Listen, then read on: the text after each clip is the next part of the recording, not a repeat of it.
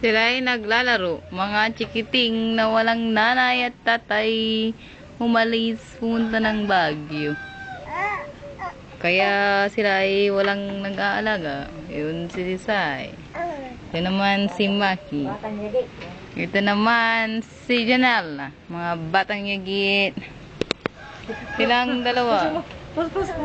Ang ganda ng kanyang pagkayakap. Ayun, ayun. Habulin mo. Ang tatlong chikiting.